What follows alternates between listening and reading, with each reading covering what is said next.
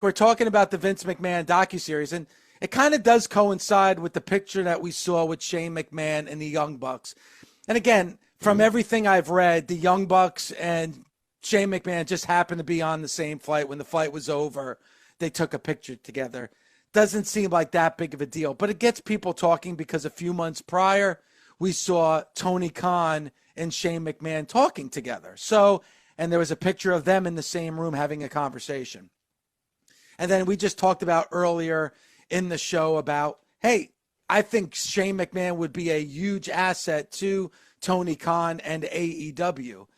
But also watching the docuseries, and it's one of the, there's a few things, even though maybe we didn't learn a lot from the docuseries, Nick, it did show you a different side of Vince McMahon. It certainly showed you a different side of Shane McMahon, where here's Shane McMahon coming back to the WWE in a match at WrestleMania with The Undertaker, and he's taking that leap off the top of the cell, really, to just get that hug and a pat on the back from his dad. And I'm watching it, and man, Vince McMahon, and listen, I know there's a lot here with allegations, and I'm not even going to get to that, but there's a lot there. But it's amazing to me where Vince is talking about in the beginning of that docuseries that all he was trying to do was get some kind of pat on the back from his father, some kind of acknowledgement that he was doing a good job from his father. And that's all he wanted. That's all he strived for. And then in episode 6, you're hearing the same thing from his son and Shane McMahon. Amazing.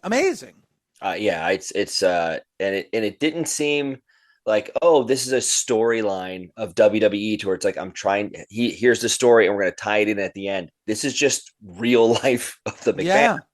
Yeah. And again, I cannot stress enough that half of the time he's talking, whether he's coached or had a plan or he's always working, because even Vince was like, nobody knows the real me, whatever.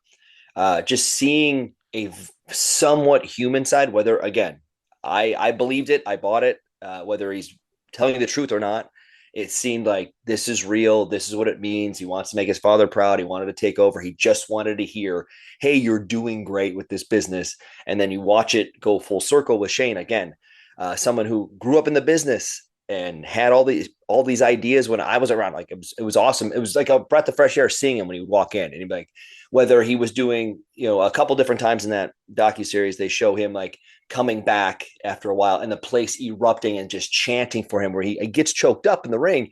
And then there's some other times where it's like, hey, what are you doing here? And he's like, I got the call. I got to come in. And you're like, okay, great. So it's like, and whether his character was like a heel or a face, or people were like, hey, I don't want him here, or hey, he's finally here, this is so cool.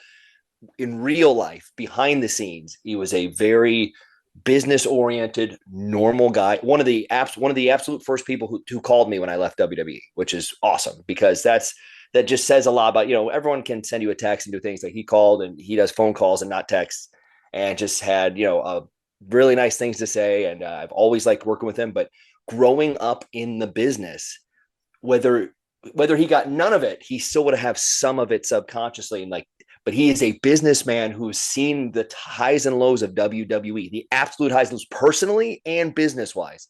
So that is something that, whether they accidentally bumped in, maybe he's just talking business, maybe he's business ventures with the EPs and the boss. Hey, who knows? But if there was someone to be a part of it, coming from someone behind the scenes who just like looked at him as a friend and someone who was like really got the business, I can't think of someone else who would be better than him in that situation to help out. And even Vince didn't do it by himself. He had Pat Patterson, he had Bruce Pritchard, minimal. That was before you got the meetings with the 500 people.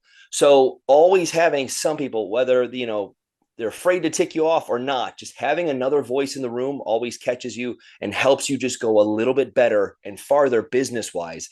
Because once in a while saying a thing, and if it sounds crazy and everyone just goes, well, it's crazy Vince, we got to listen, instead of like, hey, this sounds kind of crazy, what if we modify it just a little bit? You know what? That's reasonable. Okay, great. And then all of a sudden you have a better idea than you did. Any kind of a people, even if it's a small handful around, will make business and stories and show better. period. Yeah, and if I'm Tony Khan, and I'm sure, like, you look at these 5 years of AEW, 5 years that in October will be 5 years that Dynamite has been on the air. There's been some tremendous highs that I never thought a company that young would reach.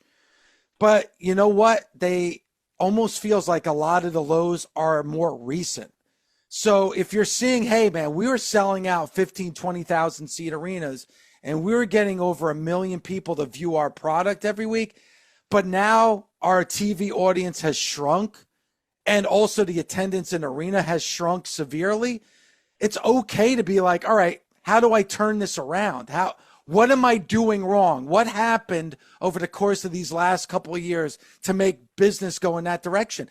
To me, hey, you need somebody to bounce ideas off of, or somebody to be your conscience and somebody to be able to answer those tough questions and be able to give you that hard truth, not just yes people that are just going to agree with you because they want to keep their jobs. You need to have that hardcore person that's going to state those stone cold facts. And again, without knowing Shane McMahon's finances or wanting to know them, that's someone that a lot of times, a couple of years and years ago, we had a couple, I thought, that behind the scenes issues that weren't helping the show, as when we had people behind the scenes, agent producers, some of them, just some, or, they're just like, hey, they're there for a check. And so they don't want to not have it. So anything that the boss says, great idea, boss, we love it. And that hurts the business and the day-to-day and everything. Just like someone just wants to have a job and they don't want to ruffle any feathers. But when you get to a point where you can be a respected person who has the quote FU money that you don't need to be here, but you want to be there, then you can get more, you're genuinely going to get more likely real answers and real responses instead of great job, boss. How about we switch this? Or that has never worked in 50 years. It's not going to work now. Let's try this other thing. And when you can respect someone and someone who's grown up in the business and someone who's a great businessman and someone who probably, I would assume, has FU money no matter what, you will get a genuine reaction, genuine ideas. And if he were to be involved, it would be to make it better, not to make himself a bigger star, not to get pats on the back, unless it's from his dad, but it would be to purely make the business better, because so many of us love it and don't ever want to quit. We can't. And the business forces you to sometimes. But in this case, it could be another chance. Yeah, and for Shane, I would think he has something to prove as well, and, forever. And there's yeah, always, right? Yeah. Because here's somebody that didn't want to leave, but was forced to leave. And then, like you said, he made that return. And because of the reaction of that crowd, when he did come back, he was in tears. And we saw that even in the docu series. But also now, hey, he thought he was going to be the heir apparent. He thought he was going to be that next person that was going to be in charge. That did not happen. And he's not attached to it creatively in any way. It's Triple H.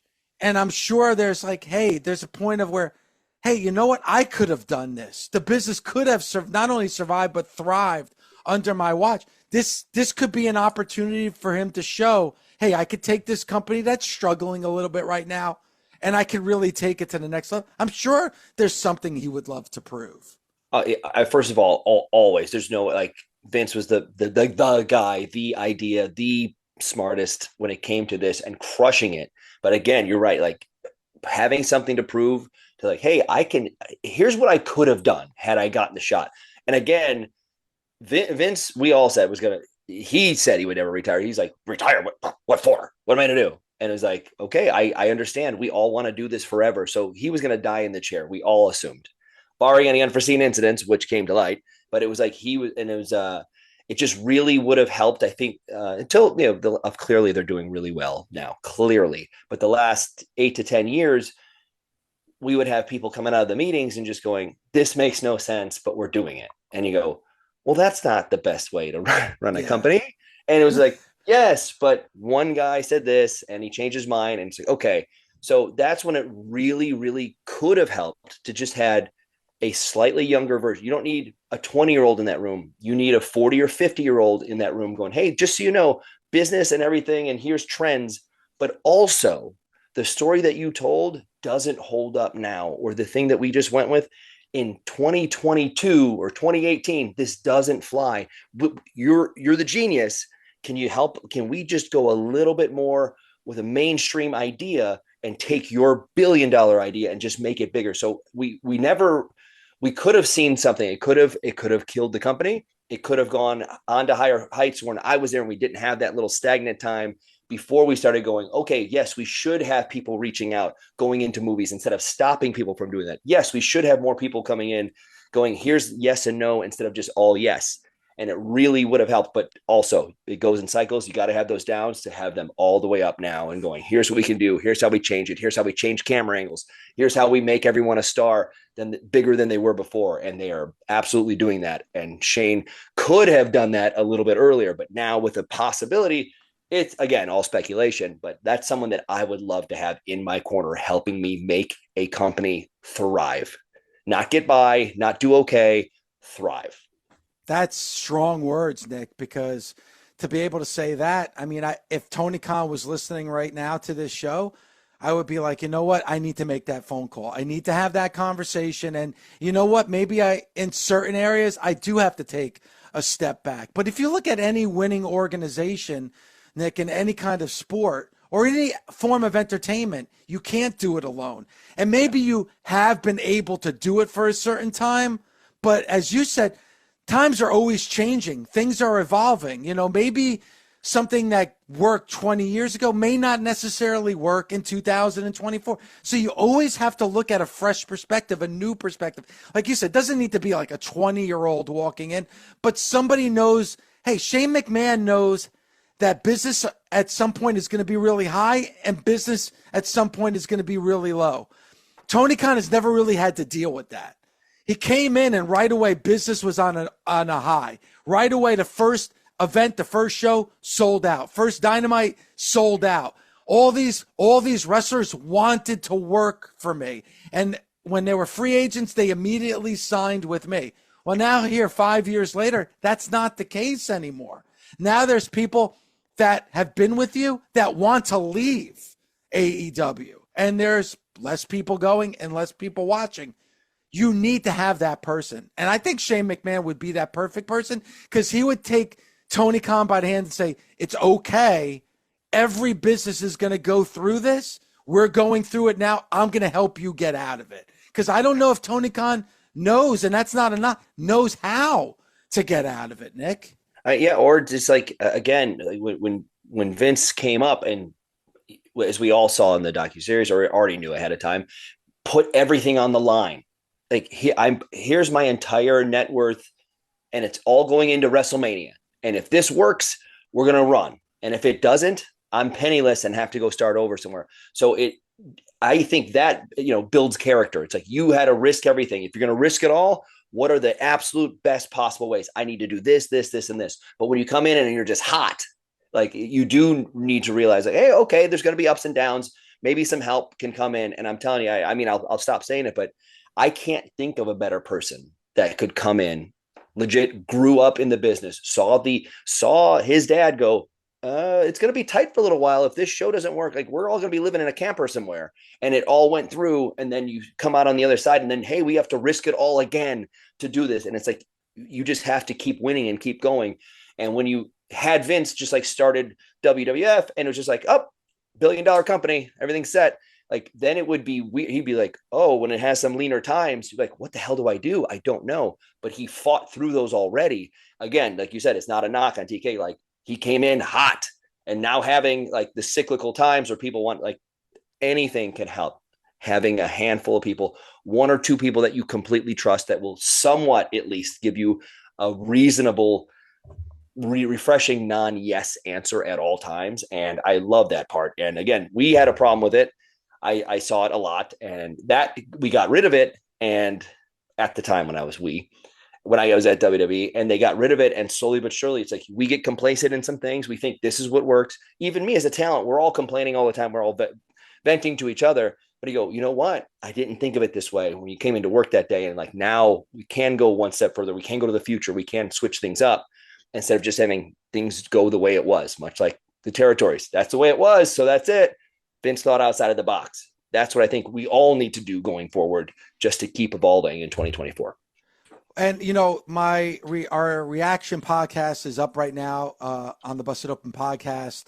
Myself and Matt Camp binge watched it on Wednesday, and then we immediately did a show, and it's out there on the Busted Open podcast for anybody that wants to listen to it, because it's our initial reaction to all 6 episodes. So I know there's a lot of people that haven't watched it yet or are just starting to watch it. When you do watch it, make sure you go to the Busted Open podcast and listen to that reaction show. But the one thing that got me when it comes to Vince and Shane, and it was Paul Heyman relaying the story of, it was a creative argument. It was something with creative, something that they wanted to use for the show. And basically they were going at it, and it got into a real heated argument. And Vince McMahon laying down the knife and saying, here, and he, exposes his chest and says, here, put it right here. If you really believe in it and you want me to believe in what you have to say, plunge the knife into my chest. And if you don't, it makes me think something of you and how much you believe in. And I'm like, holy shit. God, yes. You're talking about something creative for the show. And you're like, and not only are you saying, if you really believe it, plunge that knife in my heart. But if you don't plunge the knife in my heart, then you really don't believe in what you're saying. That first of all, that Heyman story is not insane. It's very on the level of things that I could see happening. But there was everybody talked about man, Vince would test you. He's testing you. And sometimes it was just, they forgot about you. Everything wasn't a test. And then I'm watching this and I go, man, everything to his kids is a test every single day. And I go, I could absolutely see him, especially the way Heyman brought it out very theatrically, as Heyman would do. But the way he's saying it, I'm picturing this the whole step of the way. And I go, I can 100% see that. And now not stabbing your father has now lost his respect in his mind for the day over a creative decision. You didn't stab me. Oh, you didn't care about this thing you told me to care about. How can I ever trust you? And you're like, wait, what? Because I didn't murder you? Oh, that was the bad choice? What? And I completely believe some version of that story happened possibly 100 times. But it's there was constantly tests, but also if you are handing over the keys to this thing that you created that is bigger than life, you have not in the medieval sense, the way Vince probably thinks sometimes, but in a business or life sense, I can't just hand this over. I need to know that they are truly behind it, not kind of behind it. And there's some money and it's already killing it and I can go retire. I need to know that they truly believe in these ideas and what they think and taking over. And so I could totally see that happening. And I bet that was not the first time.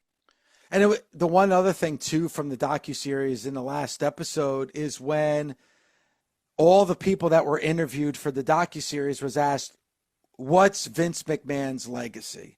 And nobody could answer it. Yeah. Nope. Yeah. They didn't have, they got tongue tied, and I think a lot of it has to do, and again, I'm on the outside looking in.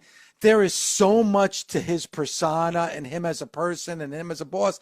It seems like it's almost an impossible question to answer, because I'm sure, Nick, for you saw so many different sides of him. People were saying, and on one side, oh, he's like a father figure to me. And then on the other side, this guy's crazy and he's insane. And even Vince McMahon himself during that entire docuseries was kind of talking out of both sides of his mouth. I guess that is an impossible question to answer. It really, and when I saw everyone tongue tied, I go, what would I answer here? And I go, I don't know. I was exactly the same. I go, he created this crazy thing. He made this fun thing, the biggest worldwide billion-dollar success it could be. And I go, but is that his legacy? He couldn't say it. No one else could say it. And it's a really great question. What is it? And it's he gave us this beautiful sport that we loved and made it mainstream and cool and bigger than life. But I don't know how to answer that, much like everybody else, and Vince included. I don't know what you say there. And that was before a few other shoes fell. So I don't know what. Yeah, a lot of those interviews, most of those interviews, I would say probably 90% of all the interview footage happened before the recent allegations, because a lot of them were in 2021, 2022, and they couldn't answer. So I think it's even more of a complex question to answer now after everything that's come to light. So pretty crazy. And then the other thing with Shane, but not only Shane, but with Stephanie, and as a father, it's hard. And again, and I talk about this all the time here on the show, Nick, and it's something as a fan that I deal with when you're watching professional wrestling. And I'll use my wife as an example, who's not a fan, never watched a moment of pro wrestling before she met me. When you're watching pro wrestling, it's second nature. But there are moments when you're watching with a non-fan that make you like, see, how do you not like this? And then there's times when you're watching with a non-fan that you put your head down and be like, you're embarrassed to be a wrestling fan. Like, yeah, this is what I watch. This is what I love. You know, you kind of put your head down in shame.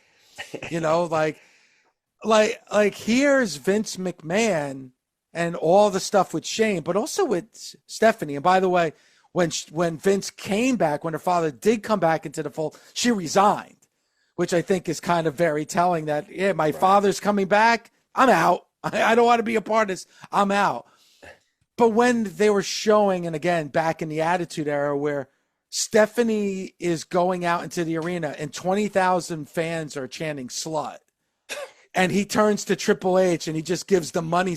Like, that's your daughter. Like, I don't care if it's storyline. I don't care if it's a TV show.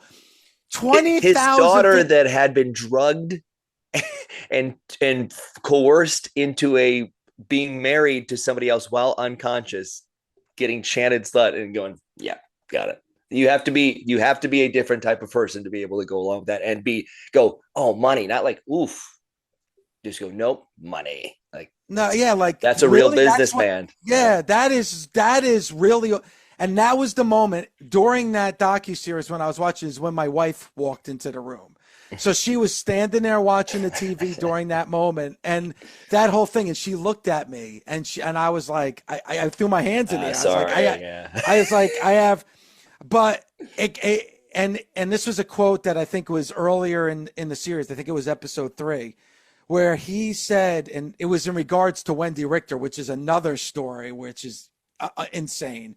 But he made the quote that, nothing personal. This is business, and there's nothing I wouldn't do for our business. Like, business is, that's it. You know, like if I got to screw somebody over, if I, you know, whether it's the Montreal screw job, the New York screw job, or, you know, it's 20,000 fans chanting slut to my daughter. If it's good for business, that's the bottom line. That's all that matters, is what's best for business. Not everybody has that mindset, Nick. I completely agree. And again, even everything I learned was from him, but also towards the end, it was like he would never ask you to do something that he wouldn't do. And you're like, yeah, right. Would he do this? And you go, yes, he absolutely would. The most ridiculous thing that you could picture in your mind that you would embarrass you to death, he would do it. And I remember towards the very end of being around, there were times where even Hunter or someone would be like, do not let him jump off this thing. Do not let him take a bump. Don't let him get kicked in the face. Like, he can't, we will be liable here.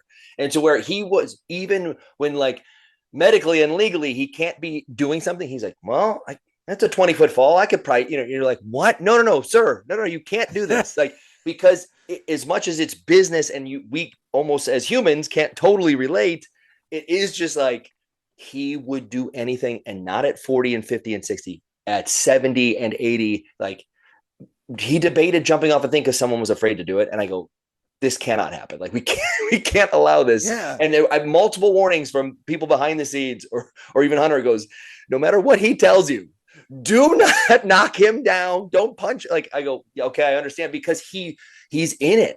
No matter what, he is in it, and he is in it more than 100%. Everyone says, I'll do 100%. We all do 100%. Vince is doing more than that and offering up more than that. And even through the last couple of years, I was blown away that he was willing to do anything, because he is that businessman, period. It was crazy when Linda McMahon And that's another thing about their relationship. And he even said that, the promises he made, I always keep my promises to Linda McMahon. And then it just casually, he says about like with Rita Chatterton, yeah, we had an affair. It was a consensual affair. Like, just like casually, like, one moment he's talking about all the promises he made to his wife and he would never break those promises. And then 5 minutes later is relaying a story about an affair that he had with one of his employees, which is like, somebody who works under you. Yeah. We had, and then he actually says, and I almost pulled my hair out, where he's like, with Rita Chatterton is like, yeah, we had an affair. It was consensual. Even if it wasn't, like, the statute of limitations is expired. I was like, did anybody coach this man up before he started to speak? Like, yeah, what do you like right there? If you want a red flag, that is the biggest red flag you can actually find and start waving. Yeah, it was consensual, but if it wasn't, the statute of limitations is over anyway. I was like, holy shit, this guy. It's unbelievable. Yeah. I think there is no defense of any of that stuff. Please save the bullshit of cutting this out of context. But there is an aspect in his mind of like, what did he say? 2 or 3 computers running. So that's how he sees things. And it's just like, it's business. Like, well, yeah, technically that, but technically the law was there. And I'm assuming it's along those lines, but I would never imply that or pure speculation. But I think he sees everything as business and not so much that, how he's trying to get that hug or the pat on the back and not having that be part of it and just seeing business. This is the only way to succeed and do it. And I think he thinks that more than like human emotion parts. And I think that, wow, Nick, you hit the nail right on the head. Cause I think like when anybody processes something, they think about like, well, how is that going to affect this person, or morally, how does that affect it? And I think, like you said, the 3 computers in his brain is more like, all right, hey, can I do this? Well, morally you shouldn't do it. Yeah, but is it illegal in any way? Is that going to get me in trouble? And I think that's what it is. It's not about the human emotion aspect of it or how it's going to make somebody feel long-term, or like we talk about with, it's like, all right, but is it illegal in any way? Can I do it and not get in trouble? I think that's how his brain probably works. And not even just illegal. Is it illegal? Well, will it hurt the business? Okay, no, statute of limitations ran out. This other thing doesn't work. And technically it's a loophole of this. Like, okay, got it. Run, let's go. It's $1 more. And that business mind of the 3 machines in his head, I can completely see that. And that just, it's like, does this hurt the business? Technically, no. Okay, got it. Let's go. And doesn't think of it's almost not a cyborg wearing human skin or something, but like there is an aspect when it's just business first, period, as we've just discussed. And it's just, you see it. And there's human emotion. There's different things. Like I've had very deep talks, private rooms with human emotion, allegedly, at least, because Vince said, no one knows him. But, and I saw more of a human side on this docu series than in the 20 years that I saw. But I don't know, because he even said,